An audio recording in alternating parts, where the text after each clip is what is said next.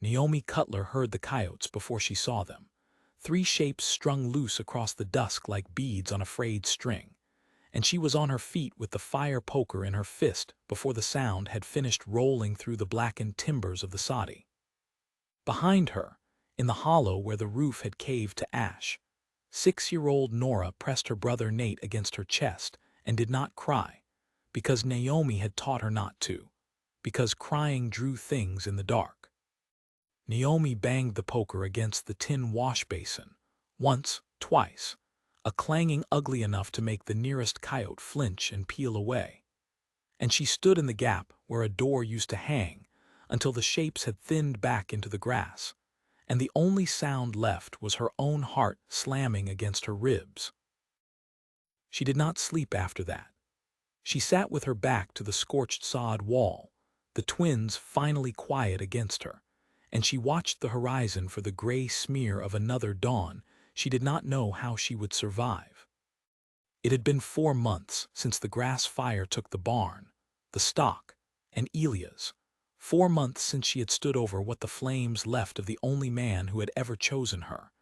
And in that time, she had learned to live on prairie turnip and jackrabbit, and the kind of pride that kept her from riding into Coldridge to beg. She would not beg.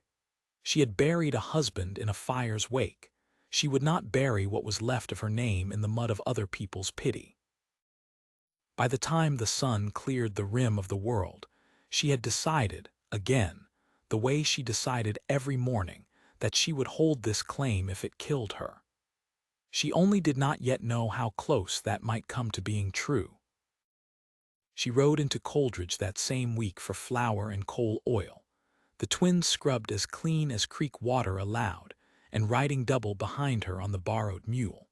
And she felt the town's eyes on her the way she always did now, a weight settling between her shoulder blades before she'd even climbed down. 2 women outside the dry goods store went quiet at her approach and did not go quiet enough. Ought to sell that claim and go back to whatever kin she's got, one of them was saying, low but not low enough, before she freezes those babies to death out of pure stubbornness. Naomi kept her chin level and her hands steady on the mule's lead, because she had learned that flinching only fed talk like that.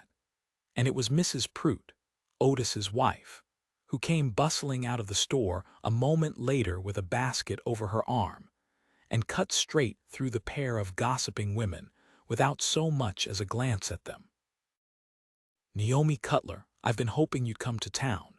I've got mending piling up faster than my eyes can manage, and I'll pay fair for every stitch you can spare me. She said it loud enough to carry, and the 2 women by the store front found urgent business elsewhere. Don't you mind them, Mrs. Prout added, quieter, her hand brief and warm on Naomi's arm. Half of them couldn't hold a claim through 1 bad week, let alone a whole hard year. Naomi took the mending gratefully, and the coin that came with it, and rode home with something less bruised in her chest than she'd carried in, though the weight of the town's judgment did not lift entirely. It rarely did, she had found. It only grew a little easier to carry when someone else agreed to help shoulder it. Josiah Kettleman rode fence at first light, the way he had every morning since his hands had gone soft with the ache of another empty season. And it was Otis Prout, his foreman, who mentioned the widow woman on the Cutler quarter as they came up along the property line. Cutler Place is still standing on nothing but grit, Otis said, spitting to the side. Woman's got 2 little ones in there. Half the county thinks she ought to sell out to Gantry and go back east where she's got kin.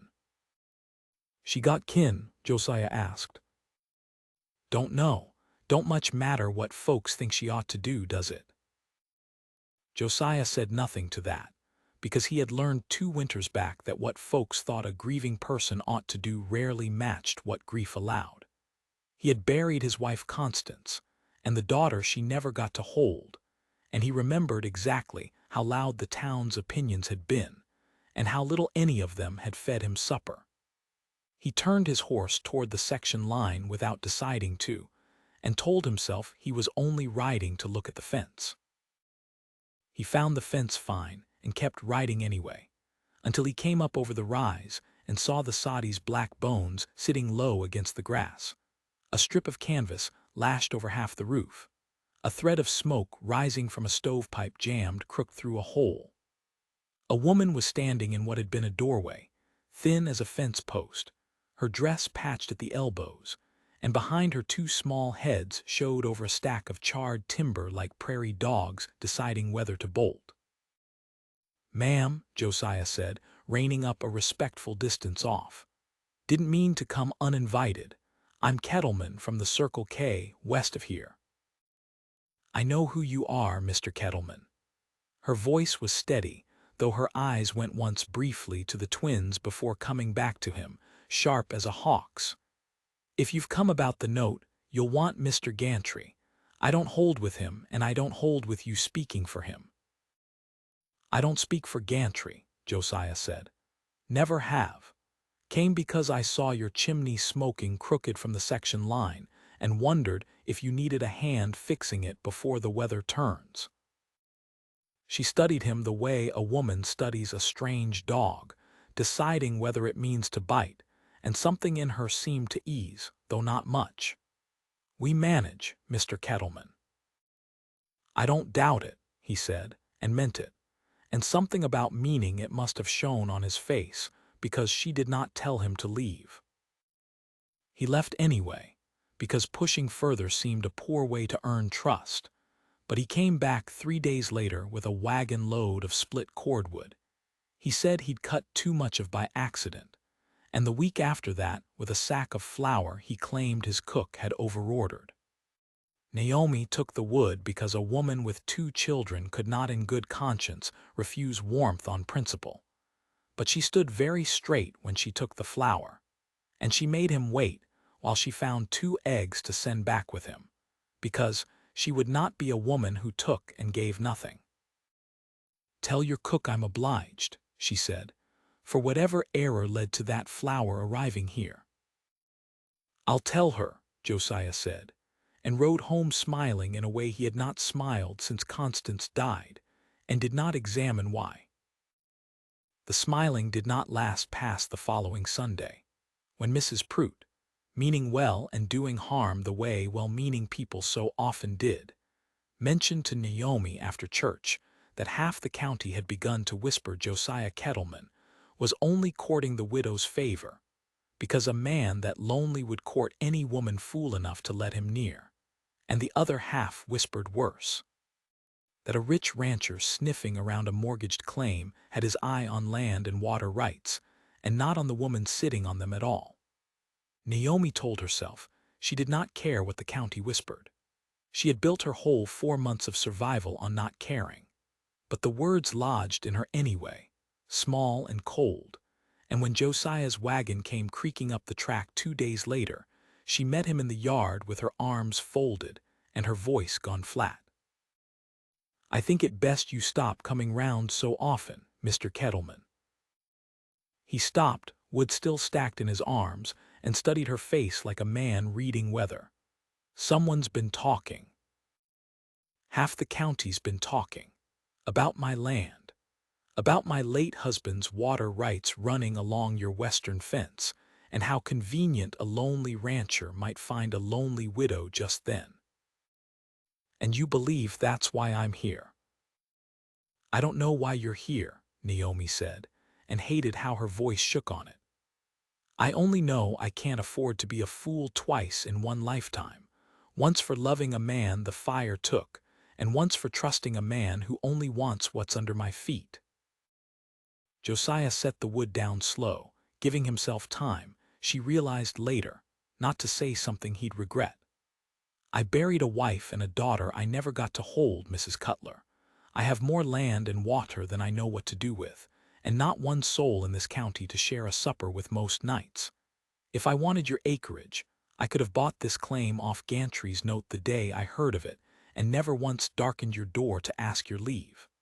I didn't, because it was never the ground I came for." He picked his hat back up off the wagon seat. "I'll go, if that's truly your wish. But don't send me off believing a lie about myself that some idle tongues invented, because I won't carry it easy." He left without being asked twice, and Naomi stood in the yard a long while after the wagon's dust had settled, feeling considerably more foolish than righteous. And it was Nora, tugging at her skirt, who finally asked in her small, solemn voice why Mama had made the nice man with the horse go away. That broke the last of Naomi's resolve. She sent word by Otis 2 days later that she'd spoken in temper and would welcome Mr. Kettleman back, if he cared to come. And he came the very next morning with no mention of the matter at all, only a fresh sack of flour and a look in his eye that told her he'd forgiven her before she'd even finished asking. It was Nate, not Nora, who broke first through Naomi's careful wall of formality. The boy had been sniffing after the buffalo grass and cactus flowers she boiled for tea, restless with the particular restlessness of a child too young to understand hunger and too proud, taking after his mother, to say so plainly. When Josiah's wagon came creaking up the track a third time, Nate ran out ahead of his sister and stopped square in front of the big gray gelding, craning his neck up at the animal with an expression of such naked wonder that Josiah laughed before he could stop himself. "You want to touch his nose?" Josiah asked, swinging down. "Mama says don't bother folks," Nate said, already reaching. "You're not bothering me. Horse's name is Samson. He likes children mostly. Bit my foreman once, but Otis had it coming." Nora came up slower, hanging back near the doorway until Naomi's hand settled on her shoulder, and Naomi watched her son's face open up like a flower-finding sun for the first time in months, and something cracked loose in her chest that she had been holding shut since the fire. She did not want to need this man. She had built her pride out of the wreckage of everything else she'd lost, and she was afraid that letting Josiah Kettleman close would mean losing that too.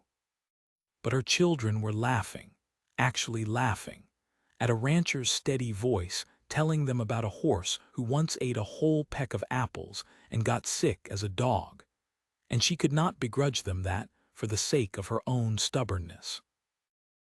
The trouble came, as trouble in that country tended to, wearing a fine coat and riding a fine horse. Emmett Gantry owned the largest spread east of Coldridge and half the bank besides, and he had held the note Elias took out the winter before he died, a loan against seed and lumber that Elias had meant to pay down with a good harvest that never came because the fire had taken the wheat along with everything else. Gantry rode out on a bright, hard morning with a paper folded in his breast pocket and an expression of practiced regret arranged on his face. "Mrs. Cutler." He did not get down from his horse, which Naomi took, correctly, as its own kind of insult. "I'm sorry to trouble you, but the note comes due at first snow, and I'd be a poor businessman if I didn't remind a woman in your position of the date." "I'm aware of the date, Mr. Gantry." "Are you aware, then, that a widow holding a mortgaged claim with no crop in and no stock to speak of is not a position any banker in the territory would call sound? I'd be doing you a kindness to buy the note out from under you now, before the weather makes the whole question moot. You and the children could be settled somewhere decent before Christmas." "This is my children's home," Naomi said. "Their father is buried on this ground. I will find the money." Gantry's smile did not so much as flicker. "I do hope so. It would be a shame for the county to lose such a determined woman to the cold." He touched his hat and rode off, and Naomi stood a long time watching the dust settle, doing arithmetic in her head that would not come out right no matter how she turned the numbers. He came again 3 weeks later, once word of Josiah's visits had clearly reached him, and this time his regret was not even practiced enough to hide the satisfaction underneath it. "I hear the Circle K's man has taken an interest in your welfare, Mrs. Cutler. I'll confess it changes my thinking some." A woman with a rancher like Kettleman standing behind her might find herself able to raise capital she couldn't before, and I'd hate for the bank to be made to look a fool waiting on money that never quite materializes. I'm moving the note's due date up. First snow won't do. I'll want it settled by the last day of the month, or I'll file to take the claim entire. He did not wait for her answer before riding off, and Naomi stood with the new date ringing in her ears like a struck bell, understanding for the first time that Gantry did not merely want his money. He wanted her gone before Josiah Kettleman's steadiness could root itself any deeper into her ground. She did not tell Josiah about the note when he came again, because she had decided, in the stubborn architecture of her own mind, that this was a debt she would meet or fail at alone. But Otis Prout had a cousin who clerked at the bank, and word traveled the way it always did in a small county, and Josiah heard of the note before the week was out. "You should have told me," he said, standing in her doorway with his hat in his hands, the first time since his first visit that he seemed unsure of himself. "Told you what, Mr. Kettleman? That I have debts. Half the county has debts." "Told me the debts held by a man who's wanted my West Section water rights since before Constance died, and who'd as soon see you gone from here as look at you. Because a Cutler widow on that quarter reminds every rancher in the basin that a woman can hold ground he'd rather see empty for the taking." That silenced her, because she had not thought of herself as a piece on anyone's larger board, only as a woman trying to keep a roof, however scorched, over her children's heads. "What would you have me do?" "Let me help you meet it." No, the word came out harder than she meant, and she saw him flinch, and she made herself soften only slightly. "I won't be bought free of one debt by owing another kind entirely. You understand me?" "I do," he said, and did not push, though something in his jaw tightened like a man holding back a great deal more than he was saying. "Then let me at least help you hold the ground till the day comes. A roof that keeps the weather out. A harvest of whatever's left. That's neighboring, not charity." She let him mend the roof properly after that, sod and new-cut timber replacing the canvas, and she let the twins ride Samson at a walk around the yard while Josiah led the reins.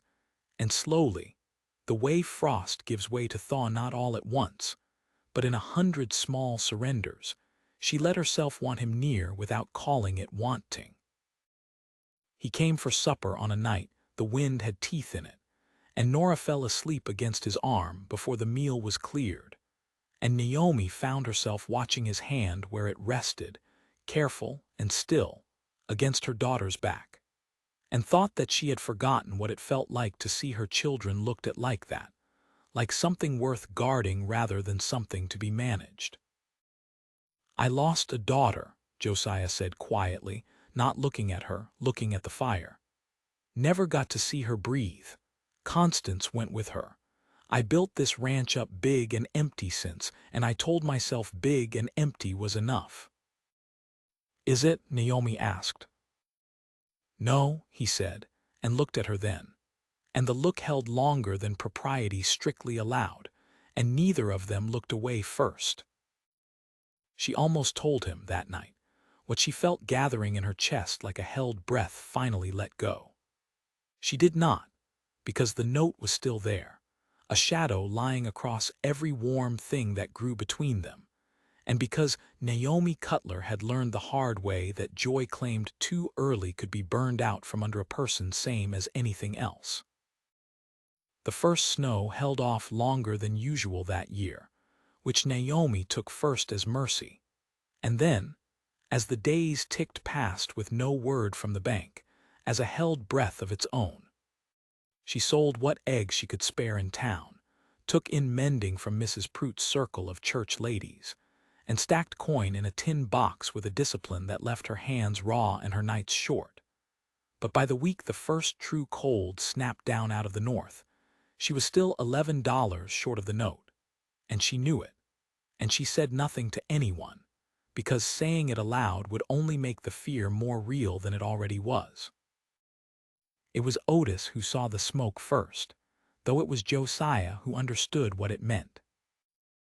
He had ridden out at dusk to check a stretch of fence blown down by the wind, and he came up over the same rise where he'd first seen Naomi's crooked chimney smoke, and instead of one thin gray thread, he saw a wall of it, orange underneath, rolling low and fast across the dry grass between Gantry's north pasture and the Cutler quarter, driven by a wind that had turned hard out of the west in the last hour. Fire in cured grass with wind behind it did not creep. It ran. He did not stop to reason out how a fire had started on a night with no lightning, and no reason, though later, much later, Otis would swear he'd seen two of Gantry's hands riding hard away from that stretch of pasture, with lit lanterns not an hour before, and a magistrate would eventually agree the timing was no accident at all. In that moment, Josiah only knew that the fire lay between him and a Soddy with a woman and 2 children in it, and that the wind carried it toward them faster than any rider should reasonably outrun. He put his heels to Samson and rode. Naomi smelled the smoke before she heard the roar, a bitter familiar stink that dropped her stomach through the floor, because she had smelled it once before on the night that took Elia's. And for one terrible breath, she stood frozen in the doorway, watching the orange line grow along the horizon like something out of a nightmare she had already lived through once. "Mama," Nora's voice, small and already frightened, at her elbow. Naomi moved. She had the twins bundled into coats before she'd finished deciding to, hauling the tin box of coins and the one photograph she owned of Elia's into a flour sack, because a person did not stop to grieve possessions when the ground itself was catching fire, and she got the children out of the Soddy, and down toward the dry creek bed where the grass grew thin and would not carry flames so easily, when she realized, with a cold lurch, that she had left the milk cow, the only stock she had left in the world, still tied in the lean-to. "Stay here," she told the twins, pressing them down into the creek bed's shallow cut. "Do not move, do you hear me? Do not move." She ran back toward the roar. Josiah came over the last rise in time to see a woman's shape running toward a wall of fire instead of away from it, and something in him that had been controlled and careful for 2 long grieving years simply broke loose. He put Samson down the slope at a dead run, shouting her name into the wind, and reached the lean-to a bare handful of seconds after she did, in time to see her wrestling a terrified, bawling cow against a rope gone stiff with panic. "Naomi, leave it now. I can't lose everything again." He did not argue with her. He cut the rope with his own knife, slapped the cow hard on the flank to send it bolting toward the creek on its own animal instinct, and hauled Naomi bodily away from the lean-to, as the fire crested the last rise behind them with a sound like the whole sky tearing. They ran together, his hand locked around her wrist, smoke rolling low and thick enough to blind, until they half fell, half slid down into the creek bed where the twins were huddled exactly where she had left them. And Josiah threw himself over all 3 of them as the fire roared along the rim above, and found the wet creek bottom too damp and too bare of fuel to cross. It passed over them like a held breath let out, singeing the dry brush at the creek's edge, filling the hollow with smoke and heat and the twins' muffled sobbing. And then, slowly, it thinned, and the roar became a crackle, and the crackle became the ordinary sound of wind in grass that had not yet burned. They lay tangled together in the ash-smelling dark for a long moment before anyone spoke. "You could have died going back for that cow," Josiah said, his voice rough, his arms still braced around all 3 of them like he meant to hold the world itself off if it tried again. "It's all I had left of him, of Elia's, of the life we built." Naomi was shaking, whether from cold or terror or something else she could not have said. I couldn't watch it burn twice. You have more than that, Josiah said. You have 2 living children breathing right now because you didn't lose your head, and you have a fool of a rancher who is never again going to let you run toward a fire alone if you'll let him stay close enough to stop you. He said it plain, without the careful hedging he'd used for weeks, because a night that had nearly taken everything had scoured the caution clean out of him. I love you, Naomi Cutler. I've loved you since you stood in a burned doorway and told me you managed fine. Let me help you hold this ground. Let me hold it with you. She looked at him a long moment in the dark, smoke-streaked and trembling and more certain than she had been of anything in 4 hard months. The note, she started. Is my problem now too, if you'll have me, he said. Not charity, not a debt paid to erase one owed elsewhere. A husband standing beside his wife's ground, same as any husband would. The smoke had barely cleared before the truth of the fire's origin came out, dragged into daylight by Otis Pruitt's insistence, and a magistrate who liked Gantry no better than most of the county did. 2 of Gantry's hands, questioned separately, gave contradicting accounts of a controlled burn gone wrong that had somehow started from a lit lantern rather than a match, on a night with wind forecast a full day, in advance by every rancher who'd bothered to read the sky. Gantry protested innocence loudly and often, but the note itself, once examined by the circuit judge, showed irregularities in the interest Gantry had quietly compounded past what the law allowed, and the judge voided the balance owed entire, on the grounds that a man who had tried to burn a widow off her claim forfeited any right to collect on her. Naomi stood in the Coldridge Land office the week after, in a dress Mrs. Pruitt had helped her mend proper, with Josiah's hand steady at the small of her back, and the twins scrubbed clean and solemn at her sides, and signed her name to a clear claim for the first time since Elias had died. Outside, the whole county seemed to have turned out to watch, the same folks who had whispered she ought to sell out and go east now murmuring instead about the rancher, and the widow who had held her ground through fire, and won.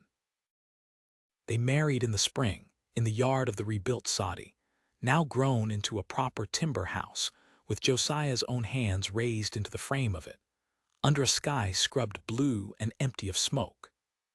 Nate and Nora ran barefoot through new grass that had grown back green and thick over the burned ground, and Naomi stood in the doorway of a home that was, for the first time in longer than she could remember, no longer something she had to defend alone. She thought, watching Josiah lift her daughter onto his shoulders to see over the gathered crowd, that grief did not end so much as it made room, slow and grudging, for something new to grow in beside it. The way grass came back over burned ground greener than it had been before the fire ever touched it. She had not gone looking for a man to save her. She had only refused to stop fighting for her children's ground, and it was in that refusing, not in any rescue, that she had found him waiting, steady as fence line, ready to fight beside her instead of for her. And that, she thought, was the truest kind of love a woman could be given. Not to be carried, but to be stood beside, for as long as either of them drew breath.